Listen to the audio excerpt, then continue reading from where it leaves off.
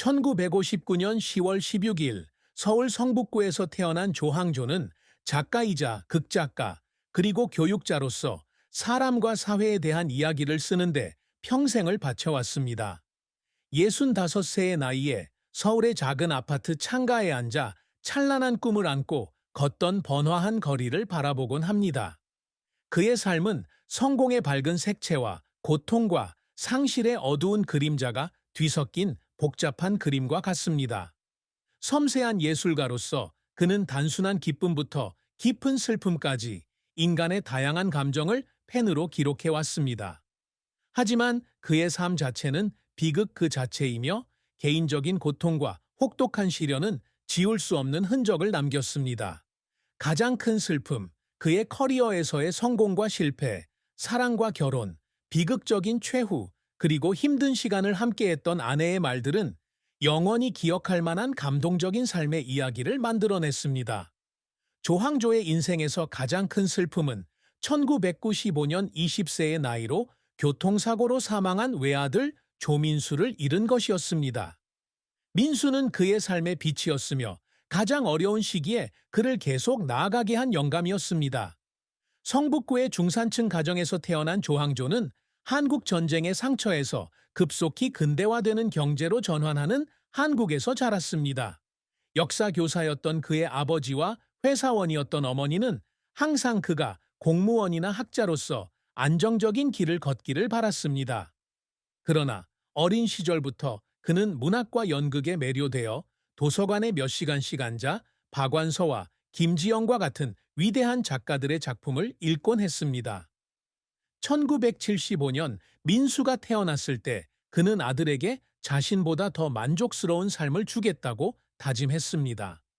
민수는 음악과 문학을 사랑하는 총명한 소년이었고 아버지가 대본 속 인물들에 대한 이야기를 들려줄 때면 늘 아버지 곁에 앉아 있었습니다. 하지만 비 오는 어느 날 저녁 서울대학교에서 집으로 돌아오던 길에 통제 불능 트럭에 치이면서 운명은 민수를 데려갔습니다. 민수의 죽음은 충격뿐 아니라 영원히 아물지 않는 마음의 상처였습니다. 그는 미발표 일기에 매일 밤 민수의 미소를 꿈꿨고 매일 아침 눈을 뜰 때마다 가슴이 욱신거리는 듯한 고통을 느꼈다고 적었습니다. 이 슬픔은 그의 삶에 대한 관점을 바꾸어 놓았고 후기 작품들은 그가 겪었던 상실과 고통을 반영하는 우울한 분위기를 자아냈습니다. 조항조의 삶은 눈부신 성공과 쓰라린 실패, 그리고 어려움을 극복하려는 끊임없는 노력이 교차하는 긴 여정이었습니다. 고등학생 시절 그는 교지에 시와 단편 소설을 발표하며 글쓰기에 재능을 보였습니다. 1983년 서울대학교 문학부 문학과를 졸업한 후 그는 서울의 지역 극장에서 극작가로 경력을 시작했습니다. 그의 첫 번째 희곡인 달빛길은 1985년 홍대의 작은 극장에서 공연되었습니다. 이 연극은 급변하는 사회에서 의미를 찾기 위해 고군분투하는 1970년대 가난한 노동자 계층의 삶에 대한 이야기를 들려줍니다. 사실적인 스토리텔링과 감정적인 캐릭터로 연극은 평론가와 관객으로부터 많은 찬사를 받았으며 그의 경력에 문을 열었습니다. 1988년 그는 KBS에서 방영된 TV 시리즈 안녕의 시나리오를 쓰도록 초대되었습니다. 전후 시대의 고난을 극복하는 가족에 대한 이 드라마는 문화 현상이 되어 100만 명의 시청자를 끌어들였고 그에게 KBS 연기상을 안겨주었습니다. 이러한 성공으로 그는 당시 가장 인기 있는 젊은 극작가 중 한 명이 되었고 그는 곧 많은 영화 및 연극 제작자로부터 제안을 받았습니다. 하지만 그의 경력이 항상 순탄했던 것은 아니었다. 1990년대 그는 창작의 폭을 넓히고자 소설에 도전하기로 결심했다. 그의 첫 소설 과거의 유령은 1992년에 출간되었지만 호평을 받지 못했다. 비평가들은 이야기가 너무 어둡고 대중에게 어필할 낙관론이 부족하다고 평가했다. 이러한 실패는 그를 자기 회의에 빠지게 했고 그는 한 인터뷰에서 부정적인 평론을 읽을 때마다 팬들을 실망시킨 것 같아 자주 울었다고 털어놓았다. 이러한 실패의 압박감은 1995년 민수가 세상을 떠난 후 더욱 커졌다. 그 후 몇 달 동안 그는 상실의 고통과 무력감에 갇힌 채 거의 글을 쓸 수 없었다. 그는 종종 서재에 앉아 빈 페이지를 응시하며 자신의 감정을 표현할 단어를 찾지 못했다. 한 번은 제작자와의 회의에서 새 시나리오의 진행 상황에 대한 질문을 받자 눈물을 터뜨리며 계속 글을 쓸 수 있을지 모르겠다고 고백했다.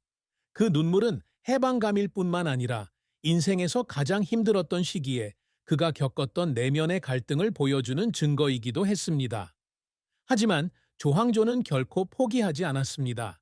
그는 계속해서 글을 썼고 2000년 사회적 편견을 극복하고 꿈을 향해 나아가는 젊은이들의 이야기를 담은 희곡 가로등 아래를 데뷔시켰습니다.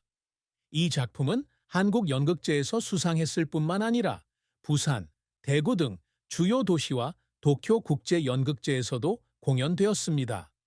가로등 아래의 성공은 그에게 자신감을 되찾는 데 도움이 되었고 그는 젊은 세대를 가르치고 격려하는 데 집중하기 시작했습니다. 2005년에는 소외계층 청소년을 위한 극작 학교를 설립했는데 이는 그가 자신의 가장 큰 유산으로 여기는 사업입니다. 수업은 종종 밤늦게까지 이어졌고 학생들이 삶의 고난을 이야기할 때 그는 종종 감동의 눈물을 흘렸습니다. 현재 유명 극작가가 된 그의 제자 중 한 명은 건강과 가정 문제로 어려움을 겪고 있었음에도 불구하고 대본을 수정하는데 몇 시간씩이나 보냈다고 말한 적이 있습니다. 이러한 노력은 그가 연극계의 발자취를 남기는 데 도움이 되었을 뿐만 아니라 젊은이들의 삶을 변화시키는 데 기여했다는 안도감을 주었습니다. 조항조의 업적은 의미 있고 감동적인 작품을 창작하려는 그의 열정과 끈기를 보여줍니다. 어린 시절부터 그는 노동자 계층의 고난부터 가족과 현대 사회의 갈등까지 한국 사회의 현실을 반영하는 이야기를 들려줄 수 있는 극작가가 되겠다는 꿈을 꾸었습니다. 희곡 차르 달빛길은 이러한 여정의 첫걸음이었고 그는 진정성과 서정성을 결합한 글쓰기 스타일을 완성하기 위해 수년간 노력했습니다.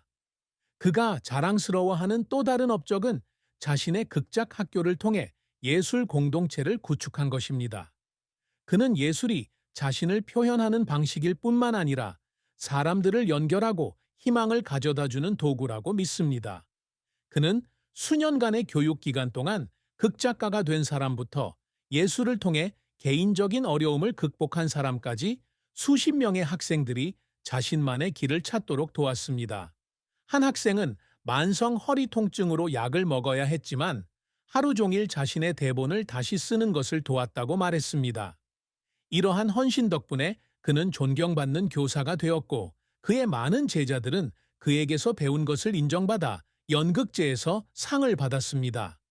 조항조는 자신의 작품을 해외 시장에 진출시키기 위해 노력했습니다. 2010년에는 일본의 한 극장과 협업하여 가로등 아래의 일본어 버전을 무대에 올렸는데 이는 외국 번역가 및 연출가들과 함께 작업해야 하는 프로젝트였습니다. 언어와 문화적 차이에도 불구하고 그는 끈기 있게 노력하여 희곡을 완성했고 일본 관객들의 호평을 받았습니다. 또한 미래 세대에게 영감을 줄 소설을 집필하여 과거의 유령의 실패를 뛰어넘기를 바랐습니다. 건강 문제로 세상을 떠나기 전에 완성하지는 못했지만 그는 용서와 희망에 대한 이야기인 불멸의 빛이라는 제목의 미완성 원고를 남겼습니다. 그의 제자 중 한 명이 사후에 출판한 이 원고는 큰 상업적 성공을 거두지는 못했지만 많은 사랑을 받는 작품이 되었습니다. 이러한 크고 작은 성취는 개인적인 고통과 직업적인 어려움 속에서도 흔들리지 않는 인내와 열정을 보여준 그의 결실이었습니다. 사랑과 결혼은 조항조의 삶에서 중요한 부분이었지만 동시에 깊은 슬픔의 원천이기도 했습니다. 그는 초등학교 교사였던 이수진과 3년간의 교제 끝에 1985년 결혼했습니다. 두 사람은 서울대학교 연극 공연에서 만났고 이수진은 그의 예민함과 열정에 매료되었습니다.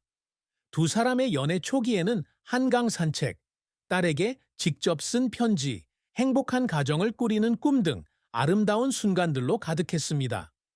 아들 민수가 태어났을 때 두 사람은 삶이 완벽해진 듯한 기분을 느꼈습니다.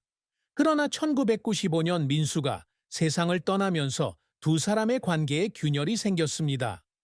조항조는 고통을 잊기 위해 일에 몰두했고 이수진은 집에 버려졌다는 느낌을 받았습니다. 말다툼이 잦아졌고 한때 이혼까지 고려했습니다. 그의 결혼 생활에서 가장 큰 슬픔은 아내가 가장 필요로 할 때 곁에 있어주지 못했다는 죄책감이었습니다. 그는 친한 친구에게 보낸 편지에서 아들을 잃은 아픔으로 인해 두 사람을 갈라놓은 남편으로서의 실패를 느꼈다고 썼습니다. 하지만 세월이 흐르면서 두 사람은 서로를 용서하고 지지하는 법을 배웠습니다. 이수진은 남편에게 없어서는 안 될 동반자가 되었고 남편을 응원하기 위해 자주 콘서트에 참석했습니다. 하지만 오랜 세월 떨어져 지낸 슬픔은 두 사람 모두의 가슴에 깊은 상처로 남았고 그는 더 나은 남편이자 아버지가 되지 못했다는 자책감에 시달렸습니다.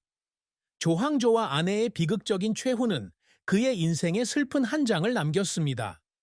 65세에 그는 폐암 진단을 받았는데 그는 이 병이 서울의 스모그와 스트레스 가득한 환경에서 수년간 쉼 없이 일한 것과 관련이 있다고 생각했습니다. 그의 건강은 급격히 악화되어 교사와 집필 활동을 포기해야 했습니다. 말년에는 그와 이수진은 잃어버린 세월을 만회하기 위해 더 많은 시간을 함께 보냈습니다.